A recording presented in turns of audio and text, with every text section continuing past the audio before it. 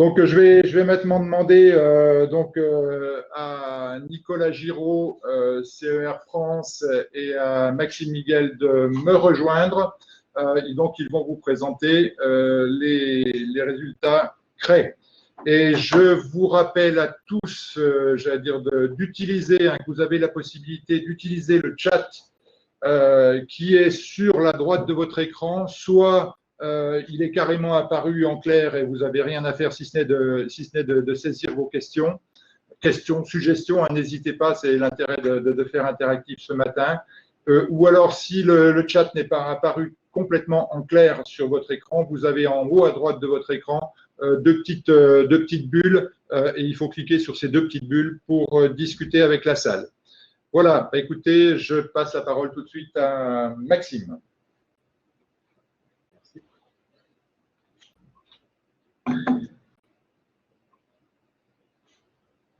Alors, pour cette présentation sur la CRE, nous allons procéder en deux grandes étapes. Tout d'abord, M. Giraud va vous présenter les… Excusez-moi, j'ai oublié un masque. Monsieur Giraud va vous présenter quelques chiffres de gestion pour recontextualiser un peu ce qui se passe dans la CRE aujourd'hui. Et ensuite, on enchaînera avec les principales conclusions du projet. Donc, on va parler dans l'ordre de stratégie de commercialisation, de stratégie d'achat et de renouvellement du matériel, de gestion des systèmes de culture et enfin d'externalisation des activités. Voilà, je passe la parole à M. Giraud pour la partie sur les chiffres de gestion.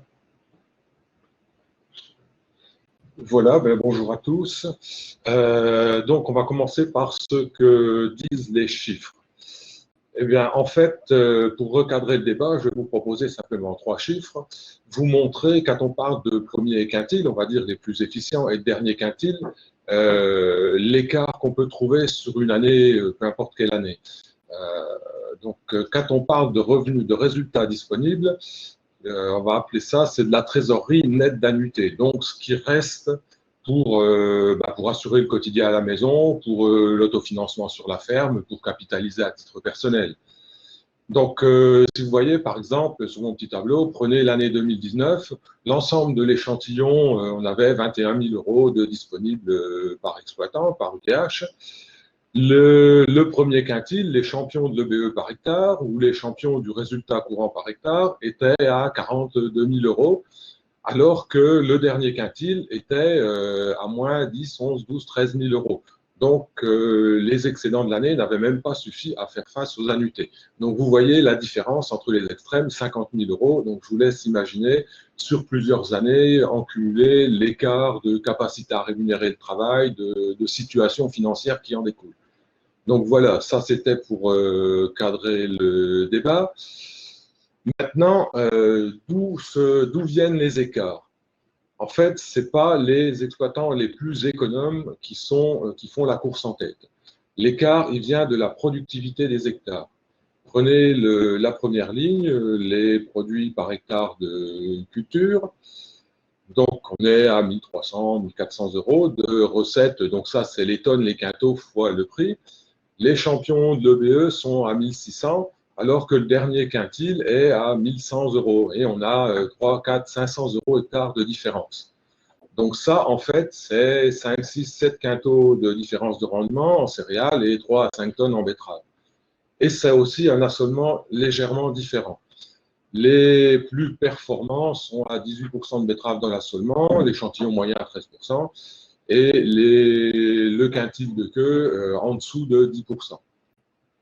Par contre, si vous regardez la ligne du milieu, la ligne des semences engrais phytosanitaires à l'hectare, entre les quintiles supérieurs et l'échantillon moyen, ou même avec le dernier quintile, on tourne autour de 500, 520 € et il n'y a pas de différence. Surtout si on considère que les premiers quintiles ont plus de betteraves et une culture plus coûteuse. Donc voilà, c'est bien la recette hectare qui fait la différence. Autre élément, la mécanisation, qui est aussi le deuxième gros poste. Donc là, on l'a trié par tranche de niveau de mécanisation, sachant qu'entre les extrêmes, dans l'échantillon, on va de 250 € hectare pour les moins coûteux, jusqu'à plus de 700 pour les plus coûteux. Donc, et l'écart, vous voyez, c'est la source d'écart, c'est la petite barre jaune orange à droite, c'est le montant des amortissements. et un petit peu aussi le crédit bail. Donc, en clair, les écarts se font sur le niveau d'investissement. Vous prenez les petits postes, par exemple le carburant, qu'on soit à 300 € ou à 600 € de mécanisation hectare, en carburant, on est toujours autour de 50 € d'hectare. Le poste entretien aussi, ça peut paraître surprenant, n'est pas très différent. On pourrait penser que ceux qui ont des très gros niveaux d'amortissement, donc du matériel récent et moins d'entretien, eh bien non. Donc c'est bien les choix d'investissement qui font la différence. On pourrait aussi penser que les gros coûts d'équipement brassent beaucoup plus d'hectares par unité de manœuvre. Eh bien, regardez la petite ligne au bas, les hectares par UTH, on est autour de 100 hectares par UTH, qu'on soit à 500 € ou à 300 € de mécanisation. Par contre, il faut noter aussi la surface en betterave, j'allais dire, est liée au coût de mécanisation. Regardez les 6 petits points en haut des graphiques, c'est le pourcentage de betterave, eh bien, il monte avec le coût de mécanisation. Donc, voilà ce qu'on peut dire sur le niveau d'équipement. Donc, ça, et clairement, on voit apparaître finalement 3 stratégies pour arriver à un même revenu disponible. Vous pouvez regarder le dernier chiffre en bas du tableau, même s'il est un peu compact, le disponible par UTH familial. Vous voyez que chez les quintiles plus, on est 61, 58 000, enfin on est autour de 60 000 €. Mais en fait, on l'obtient avec 3 façons différentes. Il y a les maximiseurs du produit, ça c'est les champions de l'EBE hectare, avec un gros produit hectare, un niveau de charge correct, un bon niveau de marge et un niveau de mécanisation, c'est les plus élevés en coût de mécanisation et en annuité. Ce qui fait qu'on arrive à 60 000 € disponibles. Après, on va trouver les champions de l'EBE hectare, eux, c'est plutôt des optimiseurs de la charge investie. Donc, tirer un maximum d'1 € d'appro investi. Donc, qui sont aussi quand même productifs, mais avec un peu moins de charge, un peu moins de mécanisation, un peu moins d'annuité, et qui arrivent toujours à 60 000 de disponibles. Et puis, la troisième stratégie qu'on voit, c'est je les appelais les économes. Donc, c'est les champions du revenu hectare, qui sont quand même productifs, qui sont bons techniquement, mais avec beaucoup moins de mécanisation et moins d'annuité. Donc voilà ce que disent les chiffres. Après, au niveau de l'enquête, donc on a aussi analysé les exploitations sous l'angle du positionnement des exploitants par rapport à leur méthode de commercialisation. Et là, on voit clairement apparaître une chose, c'est que les exploitants du premier quintile, regardez les deux petits ronds bas, pratiquent beaucoup plus le cours du jour. Il y en a 58% qui vendent au cours du jour et seulement 20% qui sont basés sur le prix moyen. Alors que le dernier quintile ont des pratiques différentes. La moitié ont des pratiques mixtes, cours du jour, cours moyen, et seulement 10% pratiquent le cours moyen. Donc ça, c'est le premier renseignement.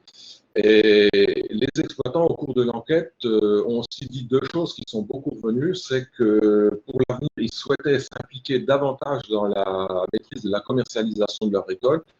Et parfois, il y a eu des remarques ou des déceptions sur le prix moyen.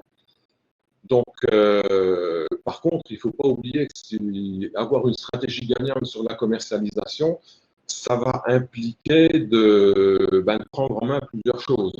De prendre en main les outils de marché, de les maîtriser, les outils de sécurisation des prix aussi, parce qu'on ne joue pas au poker, et puis d'avoir en vue quand même l'aspect économique, le coût du stockage. Donc voilà, et un autre point où on a dans l'enquête, c'était la vision par rapport des exploitants par rapport à leur méthode de renouvellement de matériel. Donc là aussi, on voit entre les premiers quintiles et les derniers quintiles, clairement 2 méthodes. Les premiers quintiles les plus performants parlent beaucoup on achète selon les opportunités, et le dernier quintile, plutôt une stratégie basée sur l'occasion. Alors, si vous vous rappelez ma première diapo avec les écarts de revenus disponibles, vous comprenez aisément pourquoi. Après, le premier quintile, selon les opportunités. Donc, évidemment, la question, qu'est-ce que vous entendez par selon les opportunités? Eh bien, les réponses, ça a été de se dire, bah, c'est fonction de... On commence par réfléchir à techniquement ce qui va nous convenir le mieux.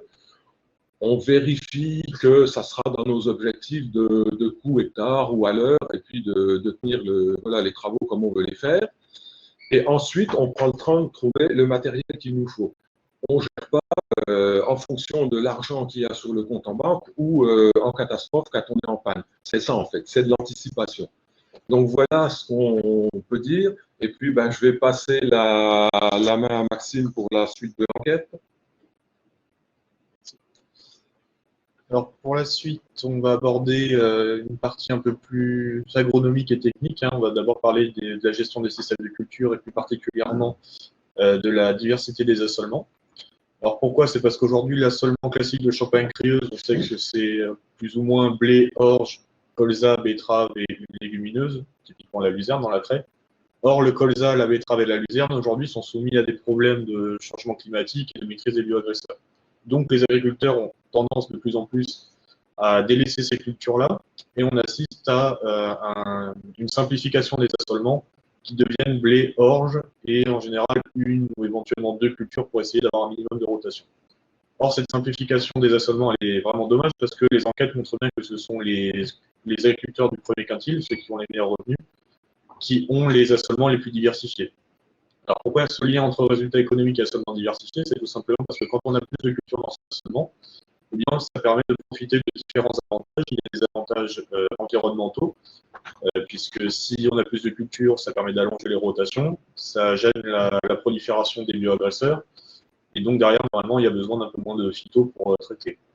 Ensuite, il y a des avantages agronomiques par rapport à certaines cultures, par exemple la betterave qui va aider à mieux structurer le sol, ou la luzerne qui permet d'incorporer de l'azote aérien dans le sol. Donc finalement, quand on se passe de ces cultures-là, on se passe aussi de ces avantages agronomiques. Et enfin, il y a des avantages économiques, puisque quand on a plus de culture dans son assolement, ça permet de ne pas mettre tous ses œufs dans le même panier, évidemment. Hein. Il vaut mieux avoir une culture qui est perdue sur 7 qu'une culture sur 3 ou 4. Et en plus, quand on a un assolement plus diversifié, parfois ça peut permettre de cultiver des variétés, des espèces végétales plus originales, et donc de se placer sur des marchés, de nouveaux marchés intéressants avec de nouveaux débouchés. En plus, c'est vraiment problématique d'avoir une simplification des assolements dans la Champagne-Crieuse, puisqu'on sait que le type de sol est adapté à un panel de culture un peu plus large que dans d'autres secteurs. Et donc, nous, pour remédier à ce problème, déjà, on peut essayer de vous rediriger vers les personnes et les formations qui vous permettront on va dire de créer ou de maintenir des assolements diversifiés sur votre exploitation. Et déjà, dans la suite de la présentation, vous aurez des éléments de réponse par rapport à la betterave et à la luzerne avec les groupes dédiés, les groupes thématiques dédiés. Alors, toujours dans les systèmes de culture, cette fois-ci, c'est au niveau des pratiques agronomiques. On va s'intéresser avec deux sous-thèmes. Le premier sous-thème, c'est le travail du sol. Alors là, on a demandé aux agriculteurs des quintiles extrêmes, on va dire, donc Q1 et Q5, quelles étaient leurs pratiques de travail du sol. Chez les Q5, on s'aperçoit que les stratégies qui reviennent le plus souvent, ce sont le labour systématique et le non-labour. Alors, on sait que ces deux techniques, ces deux pratiques-là, elles peuvent fonctionner chez certains agriculteurs, on ne remet pas ça en cause, mais on sait aussi que chez d'autres, le labour systématique peut entraîner un problème d'érosion de la qualité des sols, dégradation de la qualité des sols, et le non-labour, lui, peut entraîner un problème de propreté des parcelles.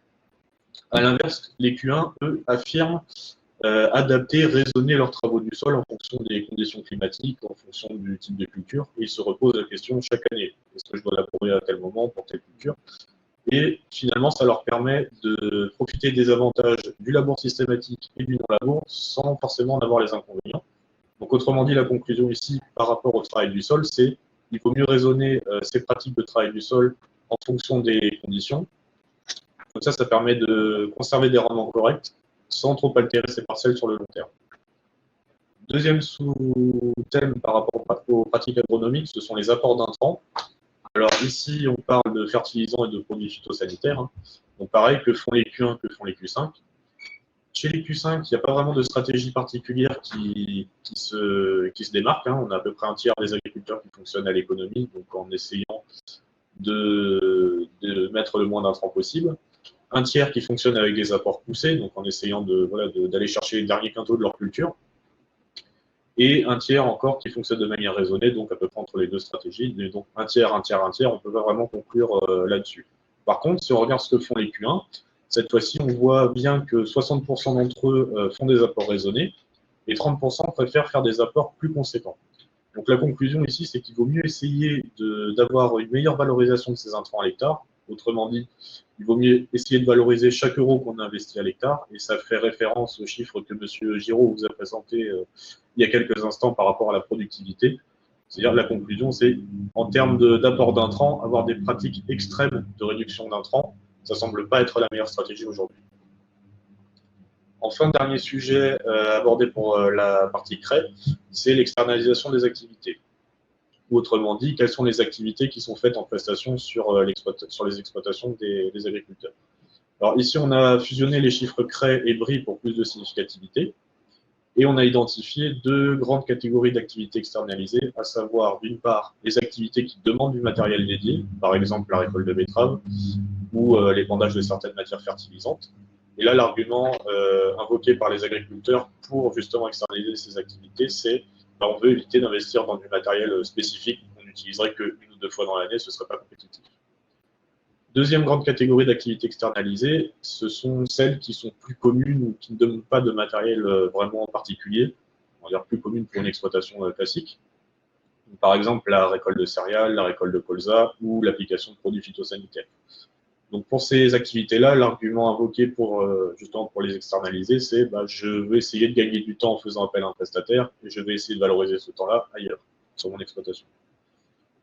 Alors justement, valoriser son temps ailleurs ou ne pas investir dans du matériel qui est trop spécifique parce que ce ne serait pas compétitif, ce sont des arguments qui sont valables aujourd'hui, qui sont logiques pour faire appel à un prestataire. Il y en a d'autres, par exemple, j'essaye une nouvelle activité et je veux limiter le risque. Donc, je fais appel à un prestataire, comme ça, je peux normalement arrêter un peu plus rapidement et facilement si jamais ça se passe mal. Et voilà, donc, par contre, on remarque quand même une différence par rapport aux stratégies des Q1 et des Q5 sur cette diapositive. C'est que pour les activités qui demandent du matériel dédié, on a à peu près autant de Q1 que de Q5 qui font appel à des prestataires pour ces activités-là. Donc, ce n'est pas vraiment des activités qui ont l'air de creuser les écarts entre agriculteurs ou qui impactent négativement la trésorerie. À l'inverse, à droite, on remarque quand même que les activités qui, elles, demandent du matériel, qui ne demandent pas de matériel vraiment spécifique, sont faites en prestation. On fait appel à des prestataires plus souvent chez les Q5 que chez les Q1 pour ces activités-là. Donc, finalement, même si le but, c'est de gagner du temps pour le valoriser ailleurs et qu'on sait aujourd'hui qu'il y a un problème de main-d'œuvre dans le monde agricole, on tient quand même à rappeler que lorsque ce genre d'activité-là a tendance à se multiplier et se superposer pour une même exploitation, ça peut avoir un impact négatif sur la trésorerie et donc il faut que chaque agriculteur se pose les questions de savoir est-ce que j'externalise mon activité pour une bonne raison et est-ce que je peux reprendre la main dessus. Alors, pour conclure, quelques pistes de réflexion par rapport à la CRE. Déjà, les sujets qu'on a abordés nous permettent de voir qu'il y a une différence entre les agriculteurs qui ont les meilleurs résultats économiques et ceux qui ont les moins bons résultats économiques. Parce que chez les Q1, les agriculteurs, on voit qu'ils ont plutôt tendance à mieux s'approprier la gestion et le risque de certains sujets, certains domaines de leur exploitation. Et à l'inverse, les Q5, eux, ont tendance à déléguer cette gestion et ce risque pour certains sujets, enfin pour ces mêmes sujets. Alors, des fois, c'est par manque de temps, des fois, c'est par manque de moyens humains, financiers, techniques. Des fois, c'est tout simplement par manque d'envie. Par exemple, certains agriculteurs qui n'ont pas fonctionné en suivant une réglementation environnementale vont avoir plus de mal à l'appliquer s'ils sont proches de la retraite aujourd'hui et qu'ils n'ont pas fonctionné avec avant. Donc ça peut se comprendre aussi. Et même si on n'a pas abordé tous les sujets des enquêtes dosées dans cette présentation, par souci de temps, on vous invite vraiment à suivre justement les suites du projet pour qu'on puisse aborder ces sujets-là et puis aussi approfondir ce qu'on vient de vous présenter. Et en termes de conclusion, ce qu'on peut dire, c'est qu'on invite vraiment les Q5 à se diriger vers la stratégie ou la manière de fonctionner des Q1, c'est-à-dire essayer de retrouver plus de maîtrise sur leur exploitation. Alors nous, on a identifié 4 grands axes sur lesquels il faudrait retrouver plus de maîtrise. Il y a la valorisation du produit, les pratiques agronomiques, les investissements matériels, entre autres, et la gestion de la main-d'œuvre. Autant on pouvait se permettre de ne pas forcément maîtriser tous ces axes-là il y a quelques années pour être compétitif, autant aujourd'hui, il vaut mieux en maîtriser 2, voire 3, et peut-être que dans quelques années, il faudra tous les maîtriser. Chaque exploitant devra tous les maîtriser pour rester compétitif. Après, aujourd'hui, on vous présente des conclusions qui sont présentées comme vraies pour votre secteur, mais ça ne veut pas dire qu'elles sont forcément vraies pour vous. Chaque agriculteur est différent. Et sur un même secteur, on sait qu'il faut fonctionner au cas par cas aussi. Donc, plutôt que de suivre une stratégie soi-disant gagnante partout, on préfère que chaque agriculteur se pose différentes questions par rapport à ses pratiques et à son exploitation. Donc, voilà, quelques exemples de questions ici. Quel sujet, sur quels aspects de mon exploitation je pourrais être plus performant? Quels sont les problèmes de mon exploitation? Comment je peux les identifier et les résoudre? Ou encore, quelles sont les alternatives à ma manière de fonctionner actuellement? Est-ce que je fonctionne de manière optimale? Si oui, je continue comme ça. Sinon, j'essaye de trouver une autre méthode. Donc, notre but en tant que porteur du projet, ça va être justement de vous aider à répondre à ces questions, de vous guider sur les sujets sur lesquels vous souhaitez vous positionner aujourd'hui. Comme ça, on pourra vous aider à structurer des plans d'action pour la suite. Donc déjà, pour ça, on peut vous orienter vers les personnes et les outils qui sont actuellement à votre disposition pour optimiser la gestion de votre exploitation et dont tous les agriculteurs n'ont pas forcément connaissance ou conscience aujourd'hui, hein, par exemple pour la fertilisation azotée, pour trouver de la main-d'œuvre. Il y a des choses qui existent, mais tout le monde ne les utilise pas forcément, ne les connaît pas forcément. Et enfin, on sait aujourd'hui qu'il y a des problèmes qui n'ont pas encore de solution, des questions qui n'ont pas encore de réponse. Donc, comme l'a dit Jean-Michel dans l'introduction, ça va être aussi à nous de construire des accompagnements pour vous aider au mieux à trouver ces solutions, à répondre à ces questions, pour vous apporter justement de la performance et de la résilience à votre exploitation. Donc voilà, on a terminé pour cette présentation sur la craie, que je vous remercie. Et puis, on va pouvoir enchaîner avec la phase de questions dans le chat de la web conférence, il y en a déjà. Les questions. Je sais pas si vous avez relevé. Oui, bon, écoutez, merci Maxime. Est-ce qu'il y a des questions sur cette première présentation très, très rapide, hein, sachant qu'effectivement, en 20 minutes, hein, on est allé à l'essentiel de la présentation de la synthèse des questionnaires qui ont été, enfin des auditions qui ont été faites auprès des agriculteurs. Donc, n'hésitez pas à utiliser le chat pour poser des questions, voire des points, des suggestions aussi, hein, possiblement.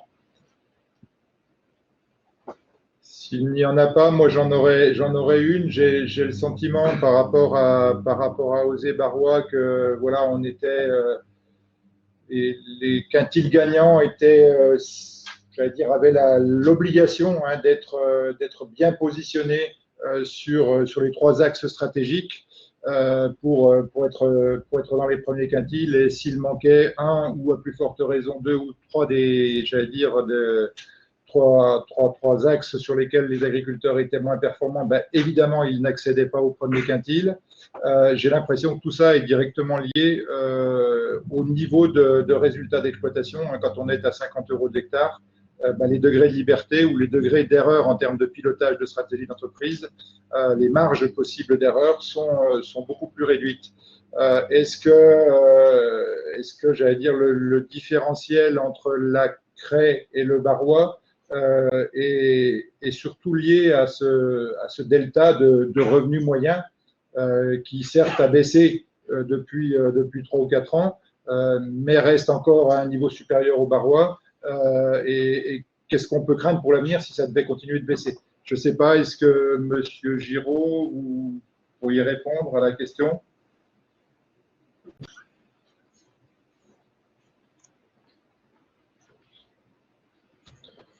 Oui, il faut avoir en tête que ça a été dit tout à l'heure. Par exemple, pour la betterave est devenue une culture comme les autres aujourd'hui, soumise aux aléas climatiques, aux aléas de prix.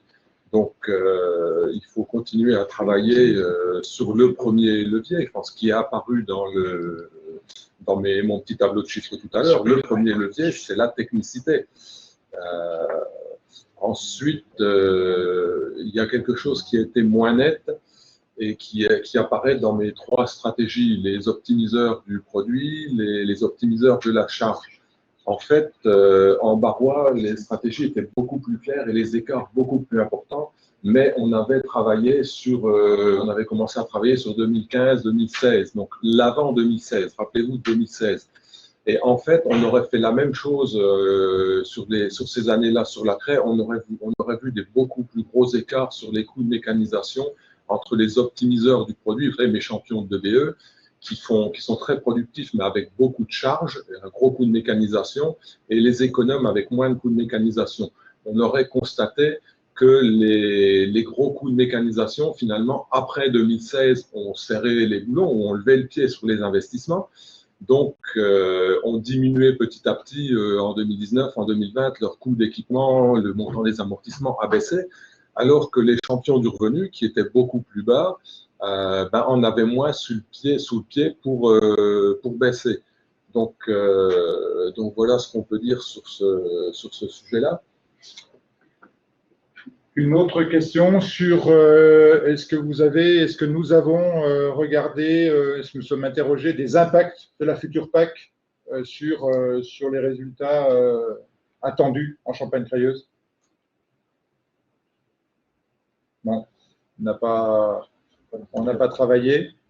Une autre. Tu en donnes la parole. On peut toujours anticiper une diminution des aides. Bon, c'est encore délicat de caler strictement le montant futur des aides, mais le jeu de la convergence a plutôt orienté à 85% de la référence nationale, enfin passer de 70% à 85% de la référence nationale, fait que sur la zone Champagne-Crayeuse où l'historique DPB ou l'historique était plus élevé que dans d'autres zones, il y aura encore quelques euros qui vont partir. Donc, voilà pour l'instant ce qu'on peut dire. Après, l'accès aux éco-régimes, aux mesures environnementales, va être un gros sujet qu'il va falloir travailler. Tout le monde, la question, ça sera est-ce que je peux y accéder ou est-ce que je veux aussi y accéder? Oui, donc si, comme tu le dis, il y a encore quelques euros qui disparaissent, ça va encore d'autant plus renforcer la nécessité de vraiment s'approprier la maîtrise des axes que nous avons identifiés. Une question complémentaire sur le chat, c'est est-ce que les aides PAC justement sont comprises dans les résultats que vous avez fournis là?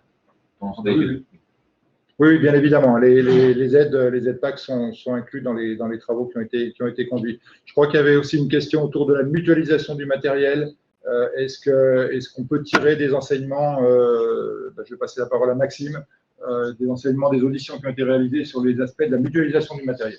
Alors, pour la mutualisation du matériel, justement, c'était un peu difficile pour les enquêtes parce que voilà, quand il y a l'histoire d'externalisation des activités, il y a certaines personnes qui vont confier leur école de betterave ou une autre activité à l'ACUMA dont ils font partie. Donc voilà, c'était assez délicat de considérer telle ou telle activité comme externalisée ou non. On a quand même réussi à s'en sortir. Hein. Après, même si on n'est pas allé plus en profondeur sur ce sujet-là de la collectivité, la mutualisation du matériel, c'est un sujet qui a été évoqué quand même par pas mal d'agriculteurs pendant les audits, parce qu'il y a un problème, une problématique sous-jacente dans le milieu agricole apparemment aujourd'hui, il y a plusieurs agriculteurs qui se sont plaints entre guillemets de l'individualisme qui a l'air de naître un peu par rapport justement au travail collectif, à la mutualisation du matériel. Il y a beaucoup de personnes aujourd'hui qui voudraient travailler avec d'autres personnes en commun, qui voudraient mettre du matériel en commun, mais qui ne trouvent personne. Et donc voilà. Mais d'un autre côté aussi, voilà, je dis, il y a des agriculteurs qui trouvent que quand ils travaillent en commun avec d'autres personnes, ils doivent faire tout le travail, ou voilà, les tâches sont mal réparties. Donc voilà, c'est vraiment par rapport à ce sujet-là, la mutualisation des activités du matériel, c'est vraiment peut-être un travail de communication qu'il y a à faire entre agriculteurs pour essayer de ressouder un peu tout le monde et permettre voilà, justement à tous les exploitants d'essayer d'optimiser au mieux leur travail et leur charge. Donc une autre question, autour de l'influence de la taille de l'exploitation sur les résultats obtenus? Pour compléter cette même chose, on a aussi la question autour de l'orge de printemps, parce que la proportion d'orge de printemps est aussi un facteur discriminant dans les résultats. Comme ça. Question complète. Alors, je vais commencer par la dernière, parce que je vais me rappeler. Sur l'orge de printemps, sur la composition des assolements, le discriminant net, c'était la surface en betterave. Après, la proportion de blé, par exemple, est à peu près la même dans les premiers quintiles que les derniers quintiles. La part d'orge de printemps, non, c'est pas, il n'y a rien de significatif là-dessus. Non, on y voit seulement, c'est la proportion de betteraves de gros éléments qui ressort. Ensuite, sur la taille, il y a une question sur la taille des exploitations. Donc, moi, je la traduis. Est-ce que plus on est gros, plus on a un gros revenu? En fait, oui et non. Si les chiffres que je vous ai montrés, par exemple, les champions de l'EBE hectare, dans le quintile des champions de l'EBE hectare ou du résultat courant hectare, c'était la même chose. Il n'y a pas de, c'est pas les plus grosses tailles d'exploitation. Il n'y a pas spécialement de lien.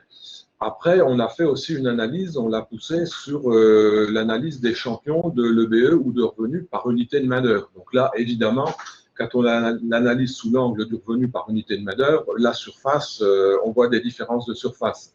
Mais non, on ne peut pas établir un lien, trier les exploitations sur leur surface et si on les posait sur un graphique, avoir une courbe de revenu qui soit ascendante avec la surface. C'est le déterminant, c'est ce qu'on a déjà dit plusieurs fois, c'est clairement ici la technicité. J'allais dire l'art de sortir le maximum de produits avec une somme investie. Voilà, donc merci. Là aussi, on peut dire qu'il n'y a pas de fatalité par rapport à la surface, en résumé. Voilà, bah écoutez, je crois qu'il est 8h, il est 44, hein, donc il va bientôt être… Est-ce qu'il y a d'autres questions qui sembleraient à prendre en compte? J'ai une question très technique sur la notion d'investissement et savoir comment avait été, des amortissements, comment étaient calculés les amortissements, c'est bien de distinguer les amortissements par rapport à l'installation, par rapport au matériel. Ouais. C'est me revoilà finalement. Les amortissements, donc c'est les amortissements comptables, donc pas d'amortissement dégressif, c'est l'amortissement économique. Donc quand on parle de coût de mécanisation, il y a c'est le matériel strict, il n'y a pas les installations de stockage, par exemple, du bâtiment. On va en reparler de ce sujet-là en bio, où c'est important, les installations. On va en reparler.